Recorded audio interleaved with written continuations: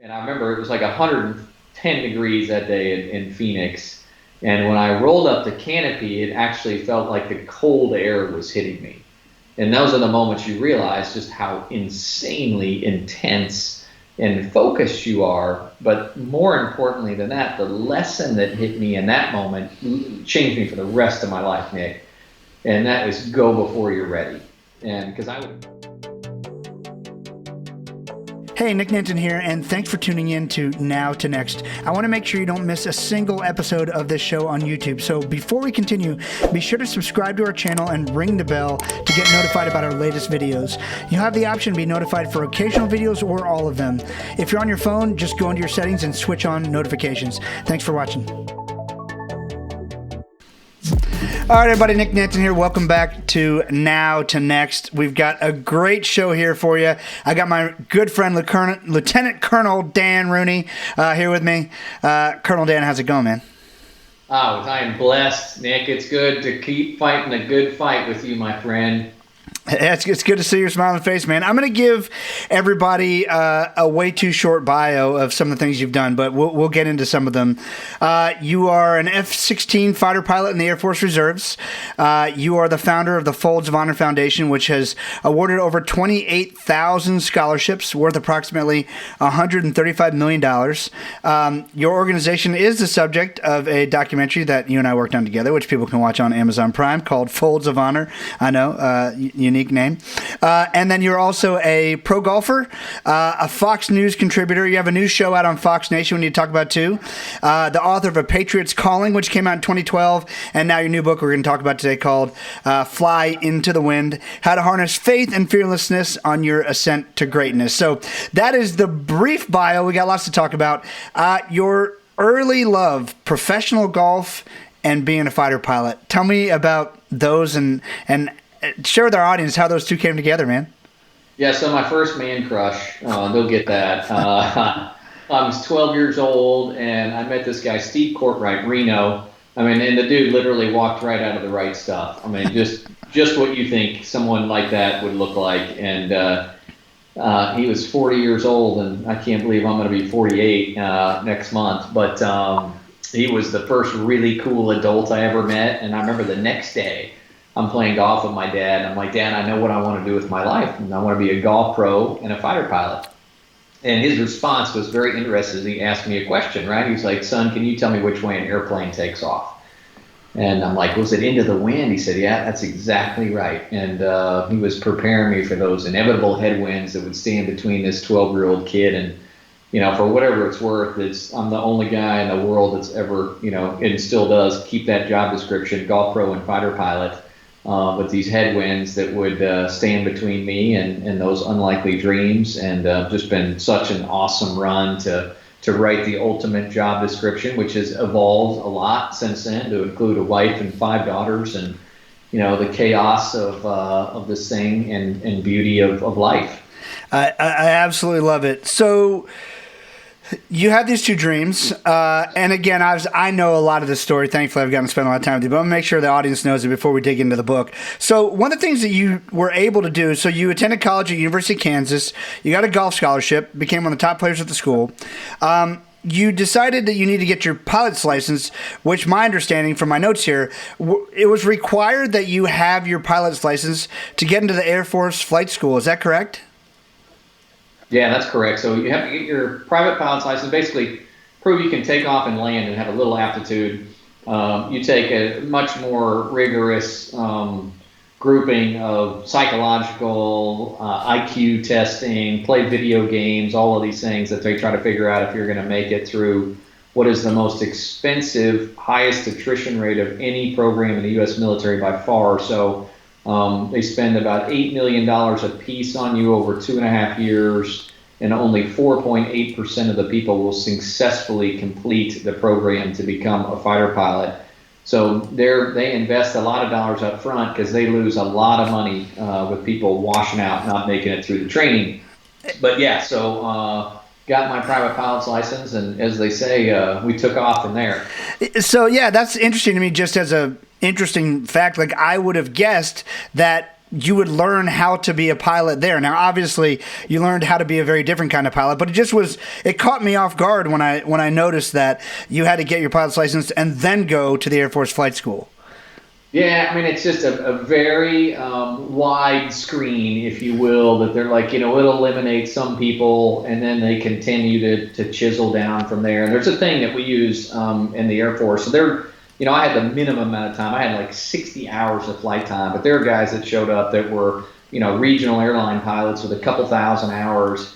And actually, it's negative transfer. The more regular flying experience you have, the worse off you're going to be when you go to be a fighter pilot, because up is down and down is up, and we are not straight and level. And the Air Force and the military, specifically in the fighter business, does things at a very quicker pace, obviously.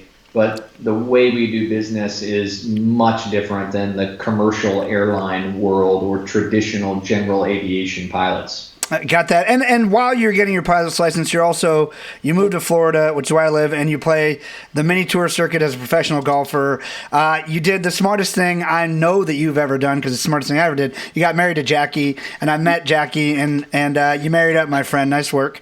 And 6 months later, you're accepted in the military's, I didn't know anything about this program, their undergraduate pilot training program. I'm going to cite a stat from the book.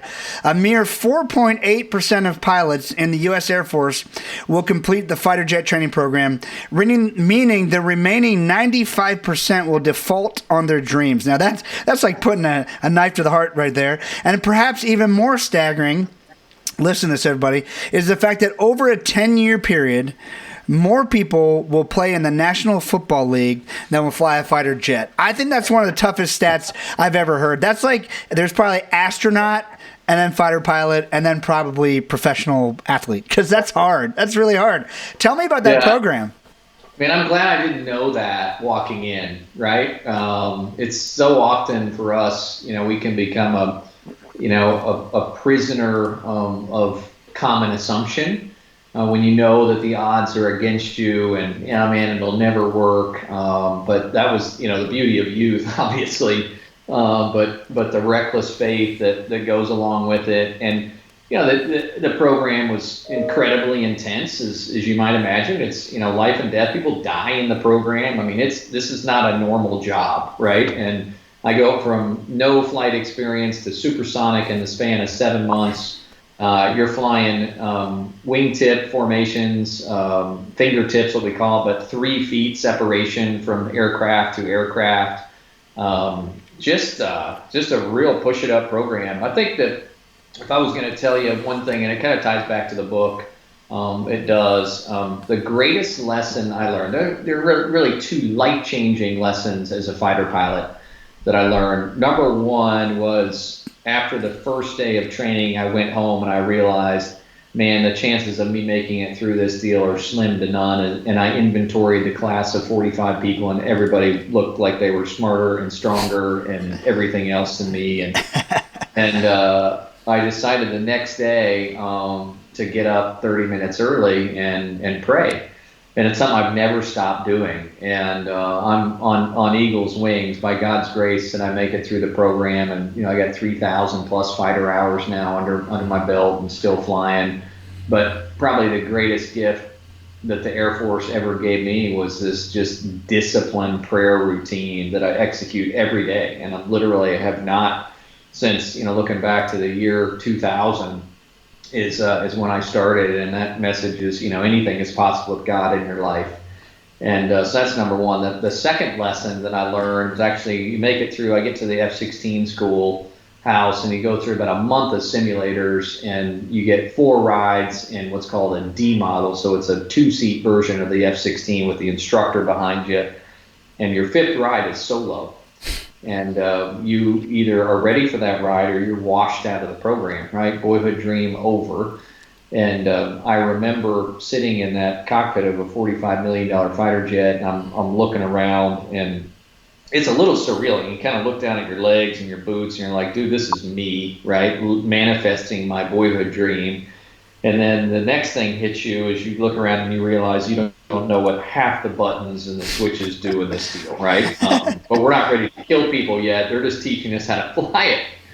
And so what the hell, kick the tires, light the fire, I go fly it, land. And I remember it was like 110 degrees that day in Phoenix. And when I rolled up the canopy, it actually felt like the cold air was hitting me. And those are the moments you realize just how insanely intense and focused you are. But more importantly than that, the lesson that hit me in that moment changed me for the rest of my life, Nick. And that is go before you're ready. And because I would have never gotten in that jet and flown it by myself.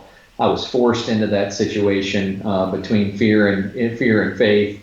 And I went, and I've never stopped going. And that gift of being a fighter pilot, if there's anything that it's given me, it's just this, spirit that you can do anything and just go, man. It's going to be all right. God's got your six, and you're capable of way more than you think you are in this journey called life. I love that. I admire how much you put your faith forward. You inspire me to do it more, and I've seen a lot of the results of that in your life, and certainly we have the same beliefs there. I admire how much you're willing to talk about them, even to your detriment, where there's certain shows that will not have you on, certain shows that we won't talk about them, but they might rhyme with Oprah or Ellen or something like that. But like, there's other shows that won't have you on because you're gonna talk about faith. So of course you are relegated. Not a bad place to Fox News, of course, because they don't mind faith, and so hopefully it's really interesting how a world of people with open minds are very afraid to have someone like you on to talk about faith. I mean, tell me a bit about how you deal with that. So number one, I don't care about whether people have me on or not. I was on Kelly Clarkson last week, so she's faith-based, and she is number one in daytime television now. So I think it just shows that people want this, right? They don't want faith censored out of their lives. But for me, very personal. And again, I'm ahead of our conversation, but I keep going back to the book. Yep. So one of the lines of effort, or LOEs, that I outline in my code of living in the book is faith forward. And I have made this totally linear connection in my life during times when I was really struggling, that the more you bring your faith with you, the more God will, bless you. And it sounds stupid. I mean, it's like, oh, that's so obvious. But if you look at yourself and you're like, how often do I really bring my faith with me? Right? Is it church? And for me, it's in every interaction I have. And I'll give you just a couple little examples. So I'm doing a thing on Fox News tomorrow, launching the book on Fox and Friends, and I missed the call. The producer, call her back, and she was like, oh my gosh, I love your voicemail. My voicemail is, hey, I'm sorry I missed you. I'm out living the day the Lord has made. Right? Easy way to share your faith. When people ask me how I am, I'm like, I'm blessed. And that stops people in their tracks at Starbucks, at Target, right, wherever. It's just like, oh, but you can feel the connection of the Holy Spirit when there's two or more gathered in your name, and you bring God into that interaction. He is there. And then obviously, the bigger forums of life. And I've just, it's this beautiful thing to unlock, that if you desire more blessings and a closer relationship with the Lord, bring Him to your interactions. And it's just like I've unlocked this incredible code in my life. And you're exactly right. It wasn't overnight. It took time to have the courage to share your faith. And, I do it at Speaking with Washington Speakers Bureau. And that's my job, right? And I had to sit down with them and say, hey, this is what's on my heart. I'm going to share my faith. And they were like, there are going to be places that won't let you come and speak. And I still, on my feedback, there's 2 or 3% of the people that just chunk massive spears and like, how dare this guy bring his faith into Microsoft national meeting or whatever it is. But number one regret on people's deathbed is, I wish I had the courage to live a life true to myself, not the life that others expected of me. And that's why I bring my faith. Incredible. You made a comment there that, it sounds so simple. A mentor of mine years ago told me that, Nick, there's a big trap in life, and that's that everything in life that's easy to do is equally easy not to do. And so most of us go, oh, that's easy, and we don't do it. And so you leave this sort of trail of tears of these simple things that could make huge impacts incrementally in your life, but you leave them alone because they seem too simple. We need that, that $1 million fix. We can't just work out more and eat less. Right? It's just this. So everything easy to do is equally easy not to do. The book's called Flying to the Wind. It comes out this week. You must check it out. You also have flown 3 tours of duty in Iraq. At one point, when you're back home, tell us the Folds of Honor story. You're flying on a commercial flight now, and you see a man dressed in his dress uniform from the military. Tell us the brief 5-minute story on that. Yeah, so another line of effort for the book, number 2, synchronicity. So chance with a purpose, Nick, is all around us, right? The challenge is, number 1, are you watching? Number 2, and more importantly probably, when you are inspired, do you have the courage and faith to take action in that moment? If you don't, it's these moments are meaningless. So in a game-changing moment of synchronicity for me, I'm on a commercial airline flight, headed from O'Hare to Grand Rapids. We land, it's about midnight. Captain comes over the PA as we're pulling up to the gate and announces that we have the remains of Corporal Brock Buckland on this flight who'd been killed in Iraq. And his identical twin brother, Corporal Brad Buckland, is in first class and has brought him the 7,000 miles home. Captain makes another request that everybody stay in their seats until Brock's remains have been removed from the right cargo hold, and certainly seen firsthand in combat that freedom isn't free, but I'd never seen this intimate side of war. And I watched that family on the darkest night of their lives, Brock's brothers, his parents, his wife, and his 4-year-old son. And the finality of the moment hits you in such a real way. As I mentioned, father of 5 kids, and tide of war turns on me. That's my wife and my kids sitting out on the tarmac, and so ceremony finishes itself up, and I grab my backpack and stand up, only to see that more than half the people have deboarded the plane. All right, nowhere to go except that blanket of freedom. We'll all sleep under tonight, courtesy of Corporal Brock Buckland and the 1 million veterans who have paid that ultimate sacrifice for our freedoms.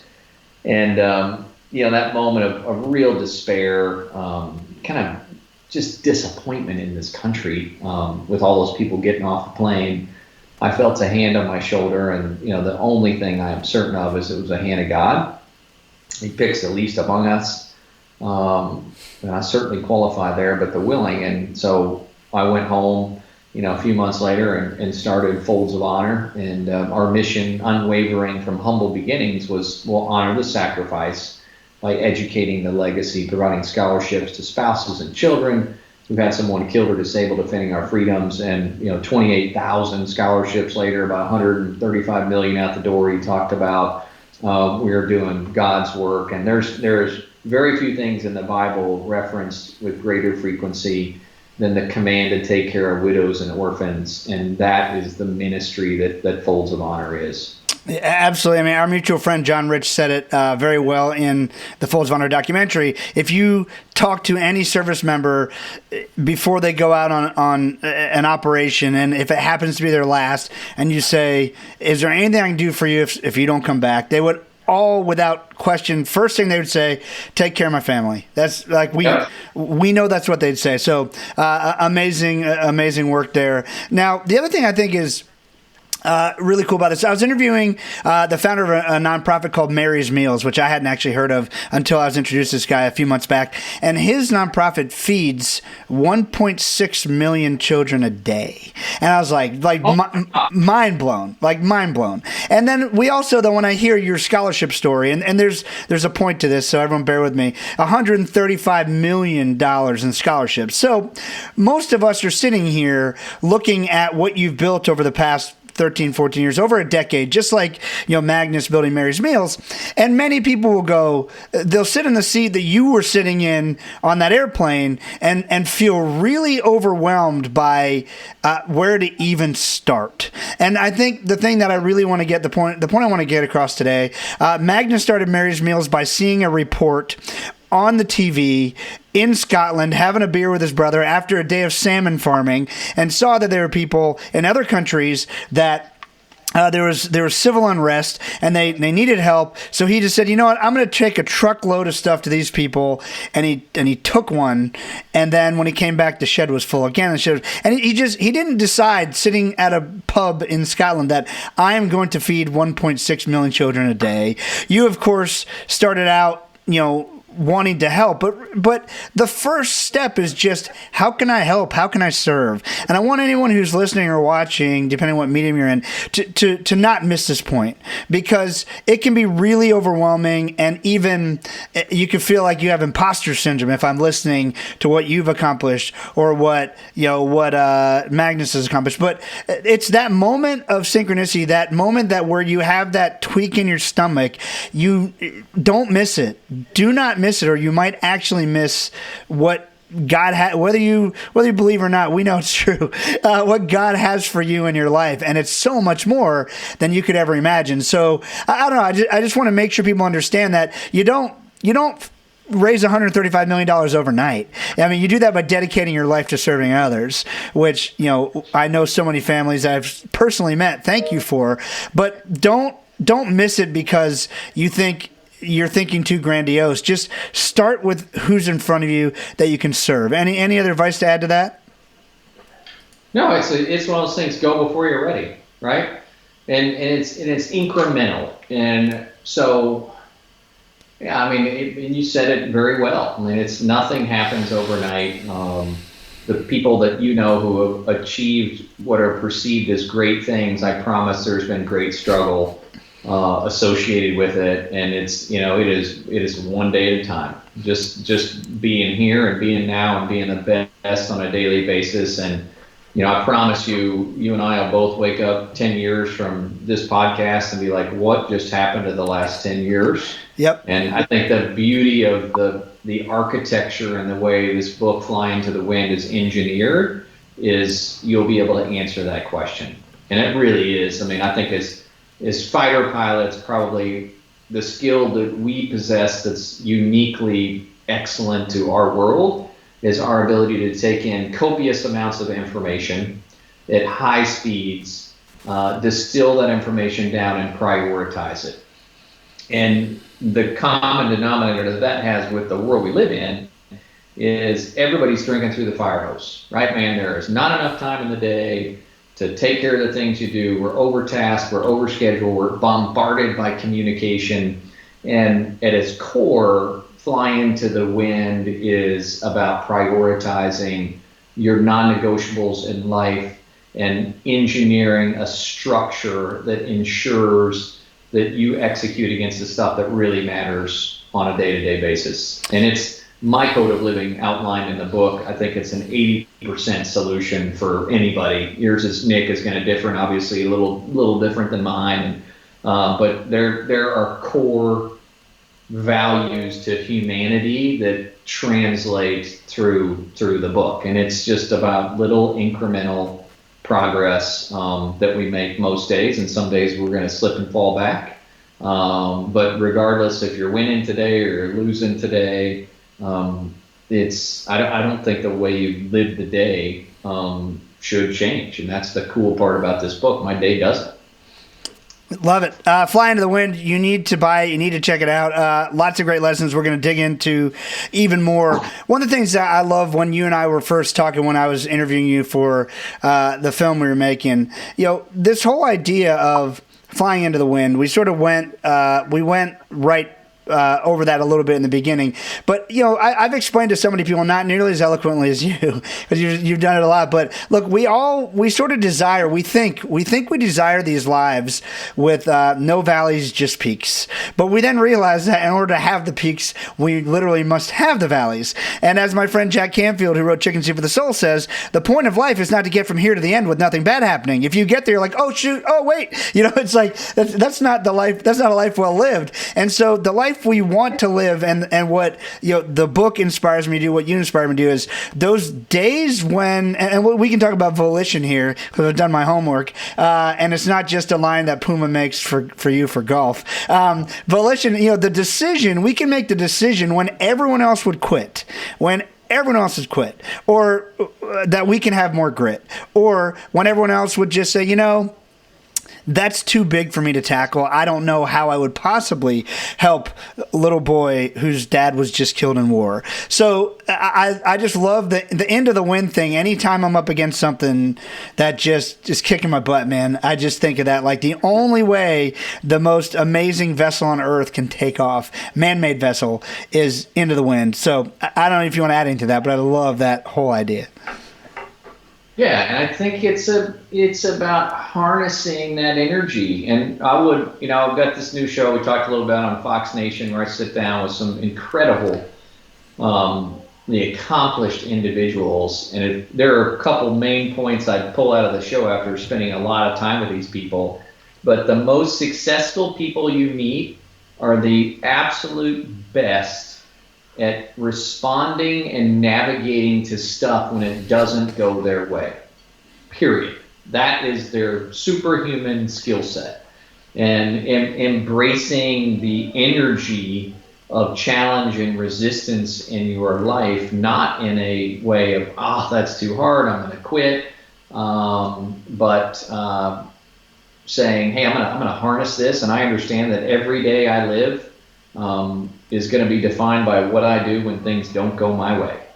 Amen on so many levels to that. And I think we got to remember that this is it's mindset. Look, everything in life pretty much is mindset, and it's the only thing you can really affect day to day in yourself. It's mindset. I mean, I often think about how crazy it is that we so many times in life we think we're fully in control of this. Yet if we just stop to think, like, I got to hope that the power guy turns on the power in the morning. I got to hope that the guy on the other side of the road doesn't come into my lane. Like, life is a partnership with the rest of the world, and we got to be good players in the game. And so you just got to remember that there's the mindset that I choose to take. I got it from Tony Robbins, of course. Life happens for you, not to you. And so when you are dealt that blow, when you realize that that's been given to you for a reason, that inspires me a lot to go, okay, this was given to me, I better take it. The other thing I would add to this is it's a super simple, a bit cliche,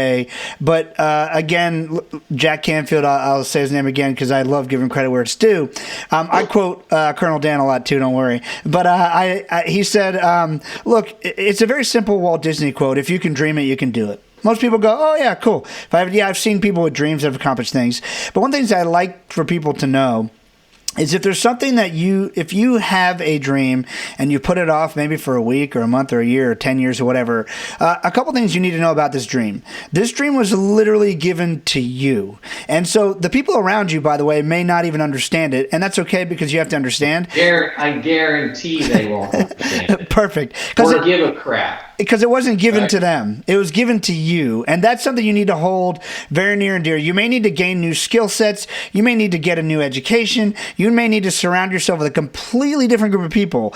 But if that dream was given to you, just like that Folds of Honor dream was given to you, I mean, imagine the waste in these thousands of families that have now made a new life for themselves if you would have just said, man, I'm busy, God, I can't take this on right now. I can't take this on. Yeah. So I know we're all too busy. Yeah. Right? Yeah. You can possibly fit that in my schedule.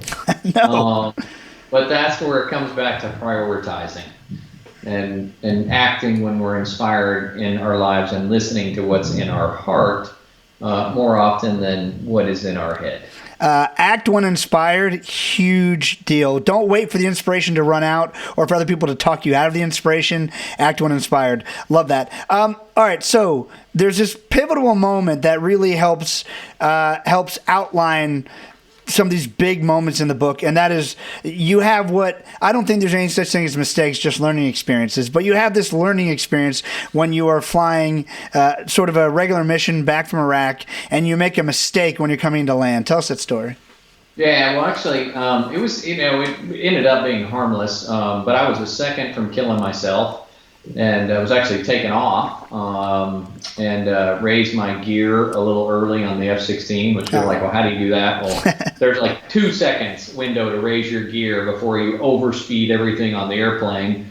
And so I was a second off my game, but I was complacent. I'd come back and I'd perform at the highest level in combat. My first mission back in Tulsa, just complacent, right? And the jet actually settled back down on the runway on its fuel tank, and just scraped the skin off of it. Another nanosecond, the fuel tank full of 370 gallons of jet fuel blows up underneath me, and I'm probably not on this podcast.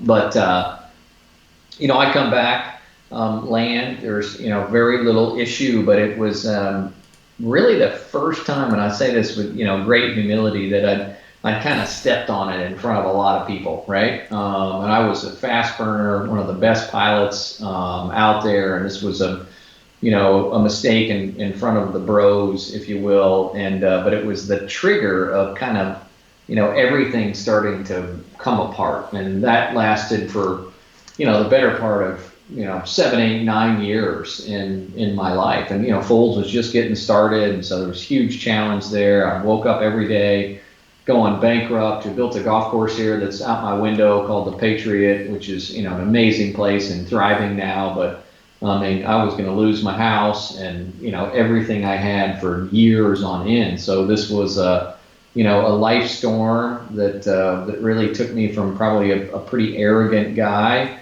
to more of a meek person. And meek is a misunderstood word, man. It is, patience under suffering as you define meek. It doesn't mean you're weak, right? It's being patient while you suffer. And I, slowly evolved into that. And as I said, it was very introspective. And that's where I journaled the book that would become Fly Into the Wind.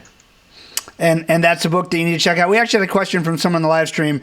I think I know the answer, but I'll let you answer to make sure it's right. Where can they get this book to support you and what you're doing? Yeah, so they can visit danrooney.com and pick any place that sells books. So that's the best place, danrooney.com. Really cool Anthem video we just dropped there yesterday. But yeah, everybody that's selling books, from Sam's to Walmart to Amazon to all of those normal book folks, and you get it in the audio version too. I read it, so it sounds like a guy from Oklahoma talking really slow, so it's a good listen. I love it, love that. All right, so the framework of the book is your personal code of living. So you've got these acronyms. You've got CAVU and you've got LOEs. We sort of talked a little bit about lines of effort. And so explain CAVU to us and help us learn how we can use that in our life. So super powerful personal acronym to me that I stole from the fighter pilot world. It stands for Ceiling Invisibility Unlimited. So again, looking out my window, we got a CAVU day. It's that perfect steel blue sky. And these are, these days that, you can fly a fighter in an unlimited way. And those are the days that you crave and you desire. And so my life metaphorically was, a dark, crummy, dark place a lot of this time. And so I was like, well, how can I engineer CAVU in my life? And when on a daily basis, I knew I was going to wake up and face a lot of headwinds, a lot of challenges in my life. And as you mentioned too earlier, I mean, life is out of our control, right? The outcome really is out of our control. And so I started building my code of living. I was like, well, what am I in control of today? How can I take this negative energy, bottle it up, and turn it into something positive, and use this as motivation to become, a better person in all the areas that I'm in control of. And that is at the essence, how I engineered my personal code of living that I call CAVU. Love that. All right, and so let's run through. We've already run through a few of these lines of effort, and we'll explain what a line of effort is. I mean, what does that really mean? Yeah, so it's cool. So we call them LOEs, but it's a military term when we're going to battle, right? So if we're going to, and battle in Iraq, we've got lines of effort, right? Fighter jets are bringing a line of effort.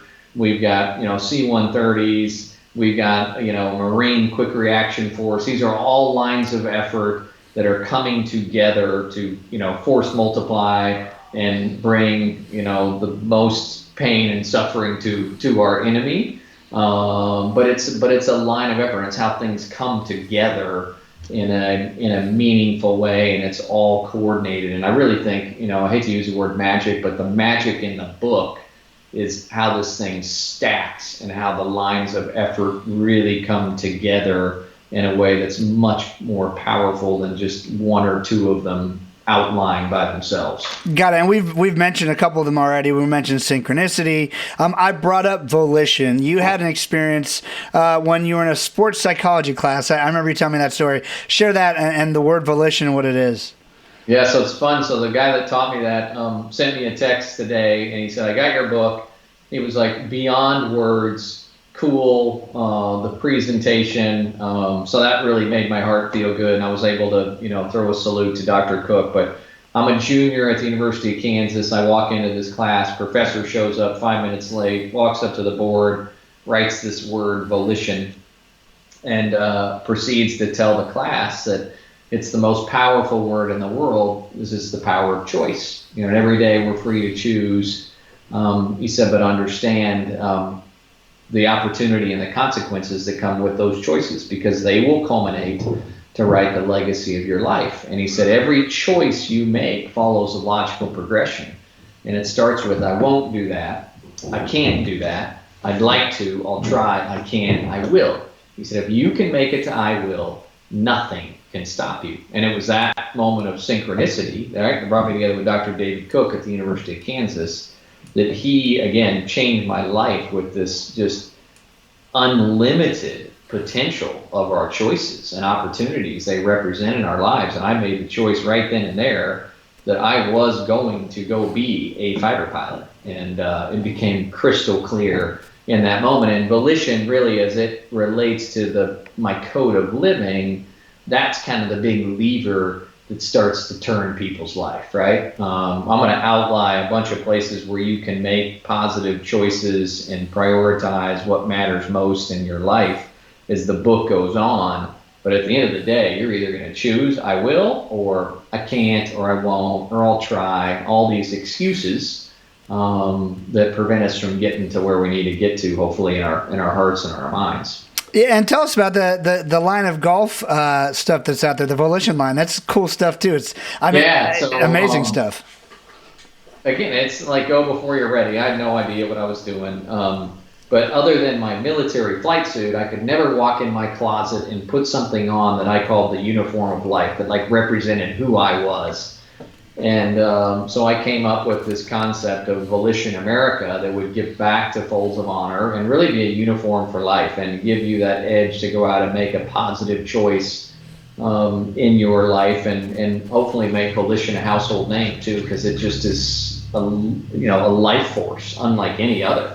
And so Puma makes Volition America. It benefits Folds of Honor. And 2 years ago, one of my dear brothers in Christ, Gary Woodland, wins the U.S. Open wearing Volition America, fellow University of Kansas grad, on the biggest stage in golf. And you're just sitting there thinking, oh my gosh, so this is one of my best friends. He's winning the U.S. Open, and he's wearing this, clothing that I chicken scratched out on a napkin. And it's just so cool. I mean, it's like golf meets fighter pilots, kind of our Imagineering, if we will, and we go to design it every year. But yeah, it's really cool stuff, and you can get that. There's information in the book about that, but that's volitionamerica.com. If you want to check out the uniform for life and support Folds, a great place to do it. Is that that fresh piece of clothing you're wearing there? Is that also Volition? No, man, I'm out of uniform. That's terrible, isn't it? No, I like that. I'm just wondering where I can get me one of those. This is Patriot gear right here. I mean, no, I'm sorry. No, hey, I just want to know where I can get it. But the Patriot Golf Course is also amazing, also a supporter of Folds of Honor. So I just know I need that shirt. So now I know where to find it. I know who to bother. All right, good. All right, we're moving on. You have another concept of eliminating parasitic drag. That's just an interesting concept. Explain that to us. This is another LOE from the book. one of my favorites, really. And this book, I mean, it's like a journey more than a read. This thing's not a page turner because it's going to take you time, because it requires that you be very honest with yourself, and this chapter especially, right?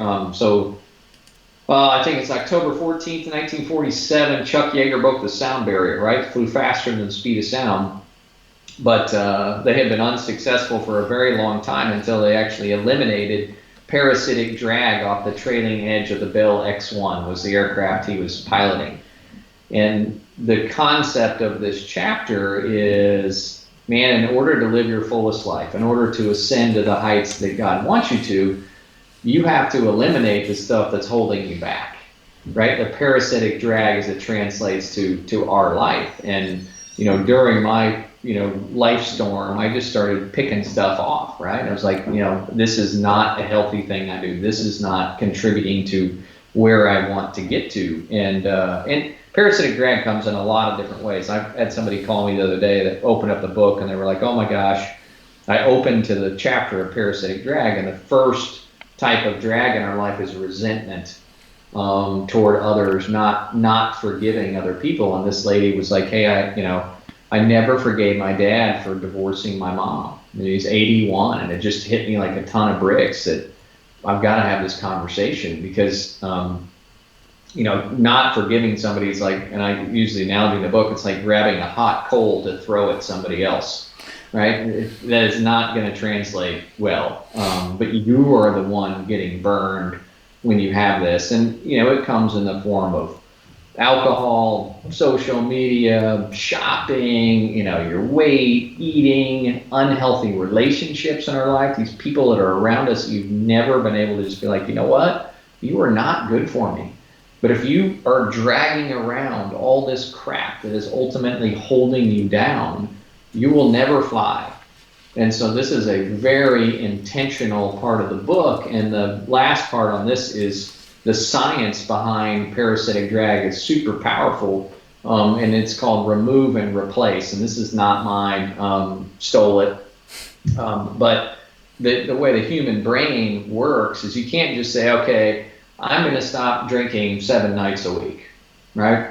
Say, I'm going to stop drinking 7 nights a week, and at 5:30, when I have the craving for my glass of red wine or 2 or 3, I am going to replace it with a walk with my dog, or getting on my Peloton, or sitting down and playing cards with my wife. You have got to replace whatever you move, and you can literally reprogram the bricks of your life when you do this. And it's an awesome force, but I love this line of effort. Yeah, I love that too. I love the idea that most people essentially try to create a vacuum. They try to say, "Oh, I'm just remove this from my life," and they don't take the chance or the time. They don't probably understand you have to actually replace it with something else, or you're not going to be successful. So I think it's a really key distinction there. I dig that. Service before self. We talked a little bit about this. To me, every opportunity that I've ever gotten that's been amazing has been based on one very simple thing, which is just serving someone else, just serving the people who are in front of me, wherever that might be or whatever context it might be. But in the book, one of your LOEs is service before self. You've obviously done that with Folds of Honor.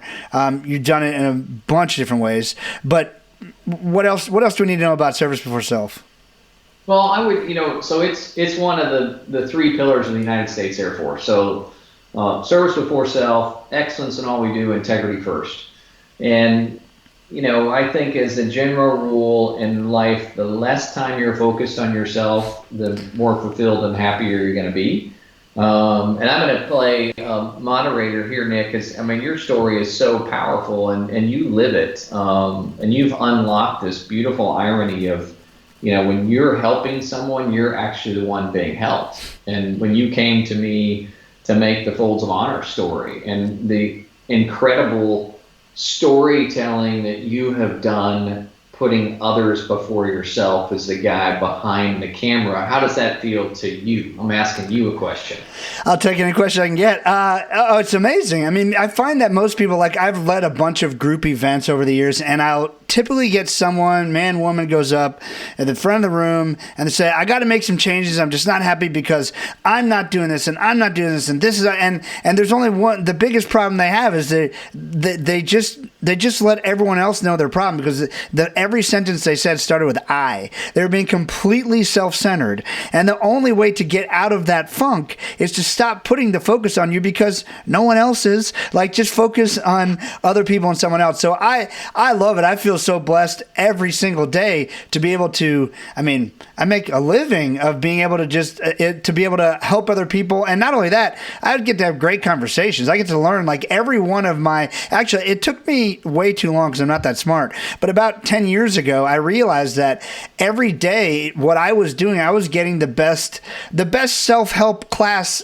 available. Like, I mean, I've interviewed Tony Robbins 4 times, interviewed guys like you, I interviewed John Riches. I get the people who have really achieved, and they distilled what took them 50 to 60 years to learn. They distill down into like a nice 30 to 45 minute conversation with me. And I realized, like, oh, wait a minute, if, for me to continue to have a great relationship with my family, my friends, my wife, I need to make sure that they're keeping up. Like, I need to actually intentionally make sure that they're getting enough inputs of personal development as well, or else it would be easy for me to sort of go off, because I'm learning so much. So I love it, man. It's so much fun to be able to, like, it is. I mean, they always say the giver gets the most, and it's so true. I don't think you can do it with that intent, but which none of us do. But it is amazing what happens when I help you. I met a ton of great people. I mean, you helped me. I've known Lee Bryce through friends for years. You helped me get my first big country music cut with Lee,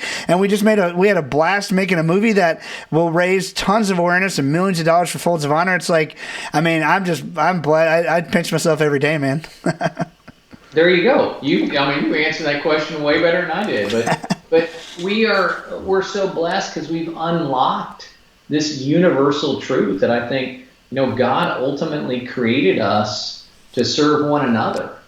And in this, Facebook world, you're looking at, well, why do they have more friends than me? And why didn't I get this like? And why did I do that? I mean, like, if you really look at, the times that you are myopic, those are generally the times you're least fulfilled in your life. And ultimately, I think, when we talk about this book, it's about fulfillment. And I spell it F-U-L-L, full. It's like, what are you putting in yourself? And it's that simple. If you're serving others, you're putting God in your life, you're putting the relationships that matter in your life, you're taking care of yourself physically every day, and you're going before you're ready. These are things that fill us up. And if you wake up tomorrow and you're like, man, I'm not very happy, and you drank 6 beers and you ate a half a bucket of fried chicken, and you binge watched on Netflix while you're trolling your social media, and you wake up the next day and you're depressed, well, guess what? Not surprised. You have not fulfilled yourself, not set yourself up for success. That is, that's going to cut some people like a knife. I think in a lot of ways our calibration is off in a lot of these things, and it's not your fault. I'll put it there. Like, we have all, if you're listening to this and you feel like you're a bit off kilter, I mean, we have been very well manipulated by many forces to get that dopamine hit for that like or that share or that whatever. And I mean, look, your organization is a machine on social media and new media, which is a necessary evil in so many parts of this world. But one of my favorite things I heard recently was the many great performers and comedians, and I'm going to bring this back around. We'll see if I can land this plane, because I haven't connected these two before. But many great performers and comedians, you meet them off stage, and they're not who you thought they were. They aren't like the person on camera. They aren't like the person on stage. And a lot of times it is because they actually separate the personality that gets them paid and their own real persona, because if they connect the two, it can be too hard when people are actually trying to destroy you. They're destroying your own self-worth as opposed to this character I've created. And so, in many ways, when we look at this whole deal, we live in a world where it's difficult to separate your self-worth from your accomplishment, your achievement, your likes, your hearts, your shares. And so you do have to find something bigger and more grounded to hang on to. And I'd just tell you, if you feel like maybe just reconsider things, if you feel like if that tweaked you a bit and you feel like your self-worth might be a little bit too wrapped up in those things. And don't get me wrong, we all if I post something, I want to know if people like it or if they've shared it or whatever. I do, but let's try to keep that in a healthy context. And I think so many, kids and adults have lost all calibration there. I would also say secondarily, there are things, the beauty of like the content that I'm blessed to be able to make, and that there's other people doing things as well. Like there's some amazing content that can actually inspire you to go to the next level. So, go to Amazon and watch Folds of Honor or watch a movie like Rudy. I got his jersey right here behind me. There are some pieces of content when we put the good things out in the world that are going to serve others before ourselves. So service for self. There are media formats, there's podcasts, there's books you can read like yours, Dan, Fly Into the Wind. You have to be careful with your filter of what you allow into your life. I can't tell you how many times I've seen, I know there's been studies on this, but literally if someone has on something in my house, like has a TV on and it flips over to a show or something that is just, I am so careful about it that I can tell a toxic show in about 8 seconds. I'm sure you can too. But like if like the Real Housewives or something comes on or something like that, like Dance Moms, I'm like, get that out of my house. Like it is literally built on toxicity and I want nothing to do with it. Fulfillment. Right. What are you filling yourself up with? That is the very poignant way to put a period on that. We'll leave that there. All right, faith forward. We talked about a lot. You lead with faith. You invite God to lead every step of your life is how I would articulate it. And I think, for those of you who don't have faith, we're not mad at you. Just know that the faith we share is about love. And so if either of us can do anything to love you better, reach out, because that's truly what it's about.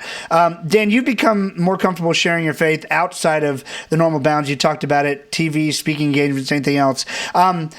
You mentioned you pray 30 minutes before every day. That's great. Obviously, I know you're a man in the Word. Anything that you might want to say to someone out there who has enjoyed the conversation but doesn't quite know where their faith is?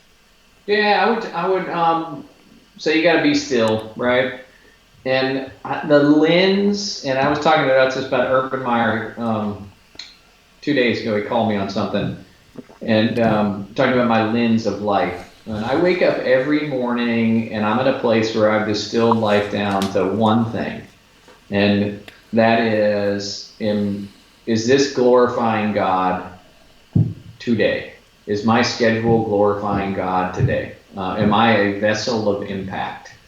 And I'm not saying you can't have me time and you can't go do those things, but when I look at things at the lens of, should I be doing this today? Should I be doing this now? Is this something God would want me to do? And, being a vessel of impact. And I don't think you've got to be a Christian or, you can be a Buddhist, you can be whatever you want. But I think humanity, and I've touched on this before, is we're built to serve others, right? And I think it's it's such a huge part of my life. And I would say, you open the Bible 5 minutes a day and see how that transforms your life. Just that intentional act will open you up to an awesome spirit. So keep putting that faith foot forward. And, I know God is real. I see his presence every day. And hopefully that testimony helps. Awesome. Love it. And don't knock it till you've read it, right? When it comes to the Bible, don't knock it till you've read it. Yeah, only the best book ever written, right? Yeah. Most people haven't read it. One of the things that Old Testament's hard. I get it. It is. There's a lot of begats there that could get you off course quickly. But the thing that I think that it took for me, and again, I'm not that smart, but it took me to realize that the Bible, it's so overwhelming because it's so big. But once I realized there's never going to be more, it was sort of like palpable. Like, oh, wait a minute, there's not going to be a part 2. Like, I don't have to rush through this one to get to the next one. I just really got to try to understand this one. So again, not that smart. Maybe it'll help someone on the line. All right, last story I want you to give. You got to buy the book Fly Into the Wind to get all of these LOEs. You got a story about Go Before You're Ready where you were trying to connect with Budweiser. You're trying to see would Budweiser, you knew in your heart, you had a dream, Colonel Dan, that Budweiser would be an amazing supporter of Folds of Honor. And I love the tenacity and the reckless abandon with which you went after this. So share that story a little bit. Yeah, so it's me alone above my garage. I just started Folds of Honor. I love their Super Bowl commercials. And so I fly to St. Louis, and I cold call Budweiser at the brewery. No appointment, no nothing. Fly on Southwest Airlines, which is now a great Folds supporter, ironically, as well. And my first meeting there, they're like, who are you? Why are you here? And I explain it, and they were super nice, right? But they were like, hey, man, you got to understand, we get 100 requests a day from charities wanting support from Anheuser-Busch, and no offense, they're not run above somebody's garage. So good luck. We don't want to see you back here again. And I touched on this earlier, but the other lesson out of this thing before you're ready also is, man, our lives are defined by what we do when it doesn't go our way. I mean, I just got kicked in the junk. Right? Not the answer I wanted. So easy to be like, oh, they're right. This is just stupid. It'll never happen. It'll never work. But I, resolved myself. The beatings will continue till morale improves. Good Air Force methodology. And I go back every 6 months for the next 3 years. And finally get a meeting with David Peacock, who was the CEO at the time. And I share my story. I'll never forget what he said. He was like, I know you've been coming around here. I heard about you. And he was like, but I didn't know. And in that moment, the Holy Spirit connected us. And he stands up and he said, I make it a best practice in my life not to get in the way of God's will. We'll figure out something to do with Folds of Honor. And that day has, sparked an 8-year relationship we've had. They've donated over $19 million to Folds of Honor. We've got our Budweiser puts the Folds of Honor logo on their beer during the summer, and these extraordinary things have happened. And, the lesson is, we wind up here and you pull away, man, is don't limit the art of the possible in your own life. Just get out in the universe. And if you're on the right path, if you're on God's intended path, there is a jet stream that will come behind you. And I promise it's not going to come as quick as you think it should. Everything takes longer, right? God's timing, our timing. But that's a beautiful, real-life parable of going before you're ready, understanding that we're defined by what we do when stuff doesn't go our way, and think of all the lives we've changed and get to do it by drinking a cold Budweiser. That is pretty darn good. I love it. And then one more kicker to that story, which you'll learn in the book Fly Into the Wind. You actually missed the plane, and there was no more flights to get you there, so you chartered a plane to get there. Like, my favorite thing is so many people would give up, like, there's no way now. You just risk your own money, charter a plane to go. And sometimes to achieve greatness, that's truly what it takes. If you don't have the reward you desire in life, it's because you haven't taken enough risk. They are absolutely parallel. So 100%, man. God rewards those courageous souls, and that is true faith. True faith. And he sees it, he recognizes, like, this is a man of faith, and conspires for them. I love it. I'm going to leave you with one quote from a smart guy, Lieutenant Colonel Dan Rooney. He says, failure is not an ending. Our lives are defined by what we do when things don't go our way. You can learn more by reading his book, Fly Into the Wind. And thank you so much for tuning in to Now to Next. Colonel Dan, thank you so much for joining me. It's always a pleasure to see you. Nick, you're a great patriot. God bless you. Thanks, brother. Take care. Hey, Nick Nanton here, and thanks for tuning in to Now to Next. I want to make sure you don't miss a single episode of this show on YouTube. So before we continue, be sure to subscribe to our channel and ring the bell to get notified about our latest videos. You have the option to be notified for occasional videos or all of them. If you're on your phone, just go into your settings and switch on notifications. Thanks for watching.